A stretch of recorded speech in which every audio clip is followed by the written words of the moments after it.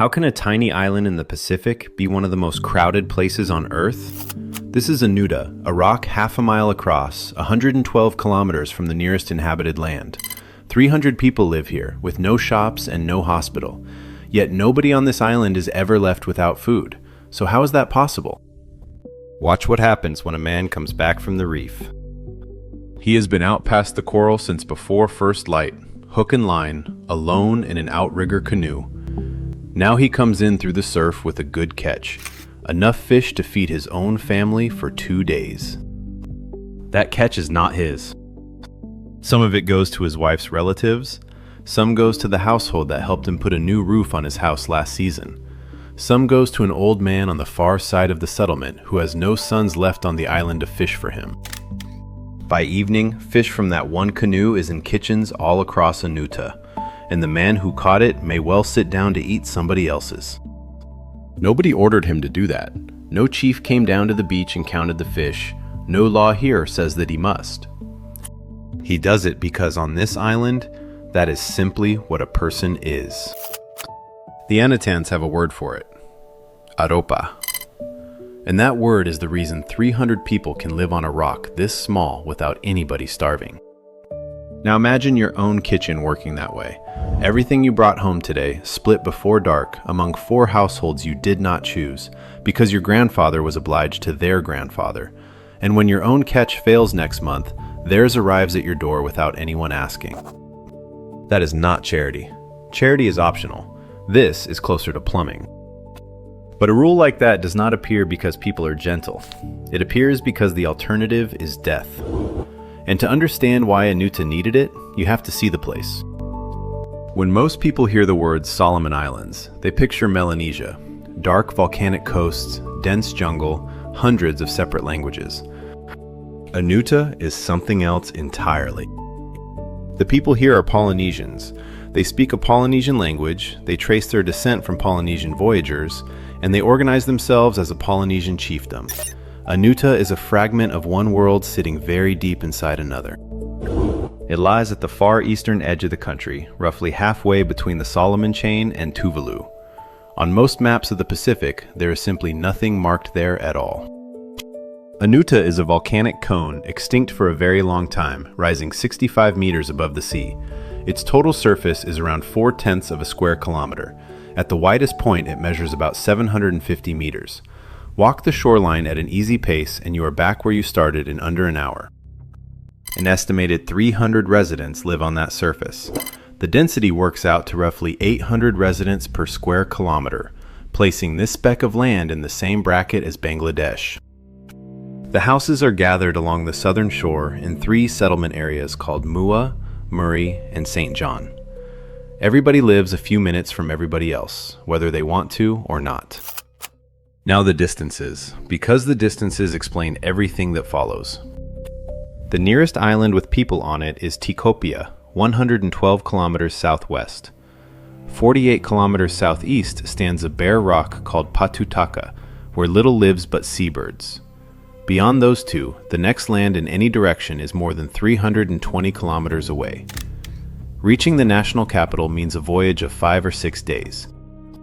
There is one more detail, and it shapes daily life more than any of those numbers. Anuta has no sheltered anchorage, not a small one, none whatsoever. So when a supply vessel finally arrives, it cannot come in. It stops out in open water beyond the coral, engines idling, rolling in the swell. Everything it carries then has to cross that gap by canoe. Each sack of rice, each sheet of roofing iron, every drum of fuel, every school notebook, every passenger. Out through the surf, over the reef, and back again. If the sea is running badly, the transfer stops. The ship waits, or the ship leaves. Now put yourself on that beach, watching it go, knowing that whatever failed to reach the sand today is not coming until the next one. And those vessels have been recorded arriving as few as 3 times in a year. The gaps between them have stretched past 6 months. So whatever sits ashore today is all there is. If your household runs short of something in February, you do not run short until March. You run short until the ship comes, and nobody can say when the ship comes. Break a leg and no aircraft is coming for you. Need surgery and no aircraft is coming for you. Lose your radio, which has happened, and you cannot tell a single soul that any of it is going on. Hold that against one ordinary Tuesday of your own life. The pharmacy on the corner, the hospital 20 minutes away, the phone in your pocket. Now delete all three, permanently, and carry on as though nothing has changed. The first documented European sighting of Anuta came in 1791. In the 2 centuries since, passing ships have gone by far more often than they have stopped. Which raises the obvious question, who looked at a place like this and decided to stay? Before we go on, we would like to know which country you are joining us from. Let us know in the comments below. The islanders have their own explanation, and they have held it for a very long time. They say the demigod Motikitiki reached down and pulled their island up from the floor of the ocean. Anuta was not discovered. It was lifted deliberately and handed to them. The archaeology tells a different story, and in some ways a heavier one. According to research by the archaeologist Patrick Kirch, Anuta was first settled around 3,000 years ago. The people who arrived made plain pottery and had crossed enormous stretches of open sea to get here. They built homes, they planted, they stayed. And then the ocean took it back. At some point more than 2,000 years ago, a severe cyclone drove a wall of sand straight across the settlement and buried it. The island was abandoned. Stand on that shore for a second and picture it. Somebody was the last person to leave. Somebody looked at what the sea had done, decided the ground could no longer hold human beings, and then climbed into a boat and went out into the very water that had done it. Anuta lay empty for centuries. Archaeological evidence suggests it was occupied again by around the year 580 by a different group who left far fewer traces behind them. Then came the ancestors of the people living here now. According to Anutan oral tradition, as recorded by anthropologists, canoes made landfall roughly 15 generations ago. One carried a man from Tikopia. One carried a Tongan named Pu Kaurave, who became the first chief of the modern community. One had come from Uvea, far to the east. Every one of them understood exactly what that ocean could do to a place this size. They stayed anyway, and their descendants have been here ever since. That history left Anuta with a gift and a curse, tangled together. The gift is abundance, and it is worth looking at closely. The reef around the island is rich. Giant clams sit in the water a short distance beyond the breakers, large enough that a single one can feed your household. Limpets cling to the cliffs along the northern coast, though those can only be gathered on unusually calm days, and calm days are not something you get to schedule. Flying fish come up at night in numbers, and the volcanic soil on that slope, deep and dark and nothing like the thin sand of a coral atoll, holds root crops that would fail almost anywhere else in the region. There is one more piece of that gift, and it sits 48 kilometers offshore. Patutaka, the bare rock to the southeast, is a seabird colony. No one is known to have settled there, but at certain times of year, the birds arrive in enormous numbers, and the Anutans have known that for centuries. So this island is far from poor. That is the first thing to correct. Anuta has a pantry, and the pantry is generous. The curse is size. 4/10 of a square kilometer supporting that many residents leaves no margin at all. No second valley exists to move into. No neighboring island stands close enough to trade with when a season fails. A poor catch does not inconvenience one family, it threatens everybody at the same time. And that is where Aropa stops being a nice habit and becomes the load-bearing wall. Translate the word and you get compassion or love. Both of those are feelings, and a feeling costs nothing. On Anuta, the word only means something once an object has changed hands. You cannot hold Aropa quietly in your chest. You perform it in front of everyone, or it was never there. Which means a bad season does not land on the unluckiest family. It lands on everybody at exactly the same depth. And that changes what a shortage even is. It stops being a question of who survives and becomes a question of how thin everyone gets. Aropa is also the foundation of kinship here, which is where it turns genuinely strange to outside eyes. According to the anthropologist Richard Feinberg, who first came to the island in 1972 and has been returning for half a century, someone who consistently shows aropa toward you can be counted as your family, not by metaphor, as kin, with every obligation that follows. Feinberg learned this by getting it wrong. He arrived as a young researcher and settled in, and almost at once people began asking him for things. Food, tobacco, whatever he had brought, constantly. His first reaction was the one you would probably have. He was irritated. He assumed he was being treated as a walking store because he had turned up carrying goods nobody else could get. He had read it backwards. Nobody was taking from him, they were bringing him in. Among Anutans, asking is the signal that you regard someone as one of your own. Had he refused, he would have marked himself as a man standing outside the system, and on a rock holding 300 residents, outside is a very cold place to stand. Once he understood, he stopped resisting. His hosts gave him a roof, meals, protection, and a place in the community. In return, they felt entitled to what he had. He became Taina, brother to the senior chief. None of which makes Anuta someplace without rank. Society here is organized into clans, each with hereditary chiefs. The head of the senior clan carries the title Teariki Imua, the chief in front. The leaders of the junior clans are called Teariki Imuri, the chief behind. Where you stand in that order depends on your clan, your age, and how closely your line runs to the chiefly one.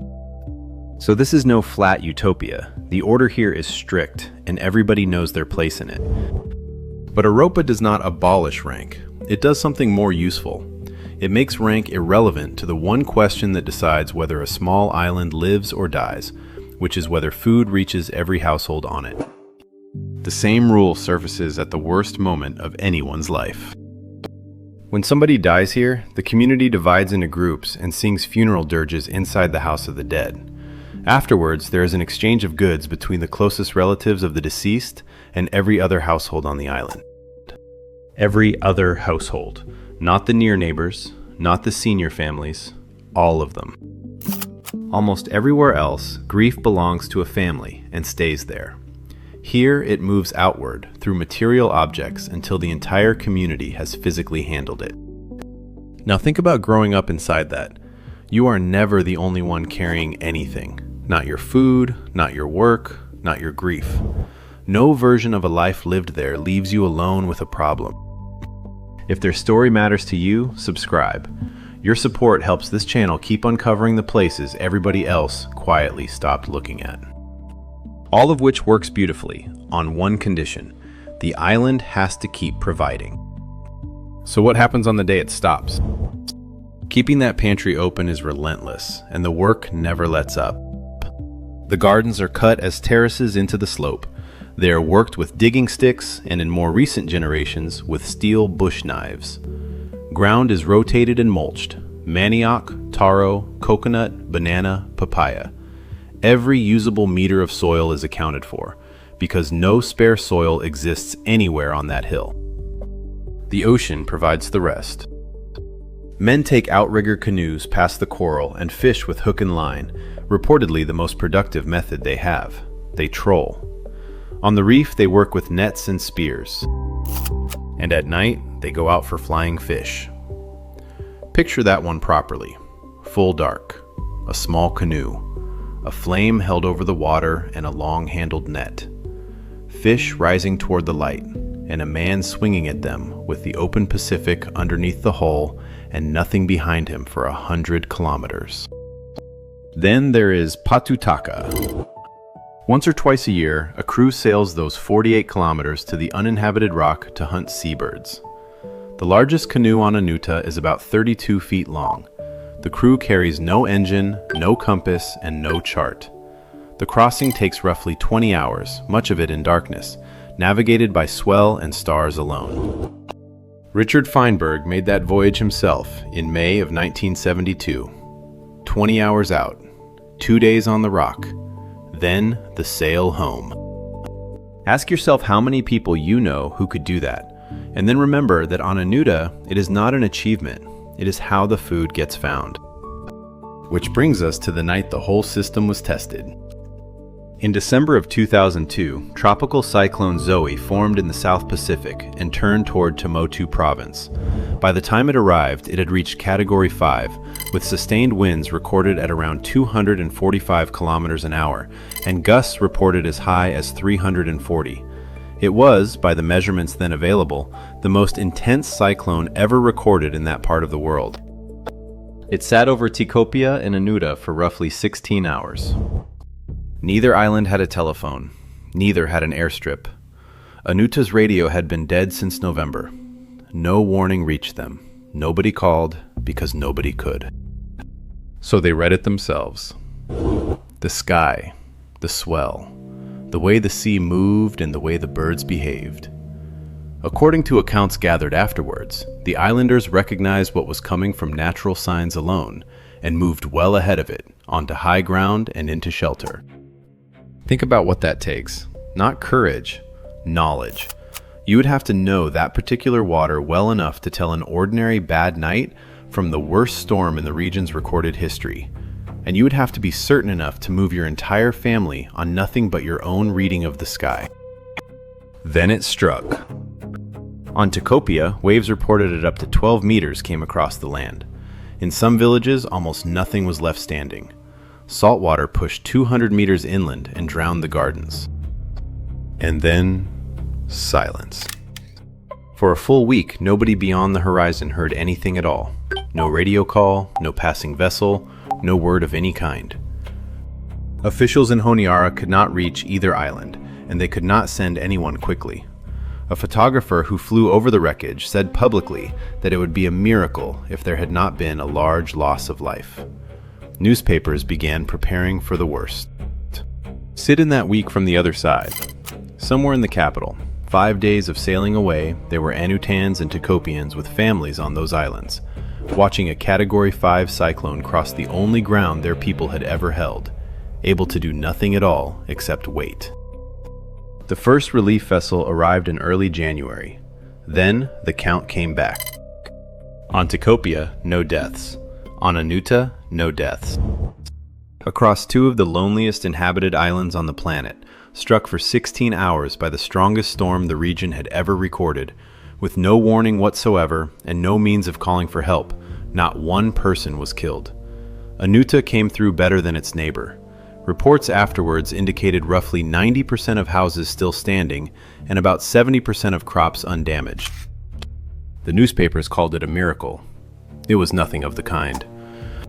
It was knowledge. Generations of people watching that water and storing what they learned in the only archive available to them, which was one another. It was leadership able to move an entire population before the first serious gust arrived.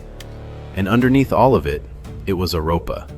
Because when half the gardens are gone and the food is short, the question of who eats was answered years in advance, by everybody. Because here's the part that is harder to sit with. The thing most likely to end life on Anuta is not weather. The population has been climbing. One documentary account from the island reported that it roughly doubled inside a decade, and the concern people raised was not food, it was privacy. On a surface this small, there is a number of human beings above which the whole arrangement stops working, and nobody discovers that number until it has already been passed. There is health. In 2019, a severe diarrheal outbreak swept through, and the researchers who documented it recorded 233 residents at the time. Every part of the response had to travel from a country whose nearest hospital lies days of open water away. And there is the slowest pressure of all. Imagine being 14 years old on Anuta. If you want secondary school, you get on a boat because no secondary school exists here. Some come home. Some build a life out there and never return. The Anutan language is spoken by an estimated few hundred people on this planet and by nobody else anywhere. None of that counts as a disaster. Nobody is attacking these people, and that is exactly what makes it difficult. It is arithmetic. A system designed around 300, carrying 400. A language held by a few hundred speakers, losing a dozen a year to the mainland. a body of knowledge about reading an oncoming storm that survives only if somebody is still there to receive it. And remember that this island has emptied once before, not through war and not through conquest. A cyclone came, the sand came over the settlement, and the survivors decided the ground would no longer hold them. The storm of 2002 tested these people for 16 hours and lost. What the rest of us are offering takes decades, and it does not look like a threat at all. At the start, we asked how a tiny island could be one of the most crowded places on Earth, and how nobody living there is ever left without food. The answer was a single word, and it has been holding that island up for 400 years. Europa. What you have, you hand over. 300 of them, on ground you could cross in 10 minutes, with no shops, no hospital, and a ship 3 times a year, have built the one thing the wealthiest societies keep trying and failing to build. Not prosperity, something far simpler and much harder. The certainty that if you are here, you will be fed, whatever you can pay and whatever you can produce. We call places like Anuta remote. The word assumes there is a center, and it assumes we are standing on it. From that beach, with an empty horizon in every direction you can turn, the arithmetic looks different. They are not far from anything they need. Everything they need is on that rock, in the water around it, and in the faces of the people standing next to them. They are not the ones who are far away.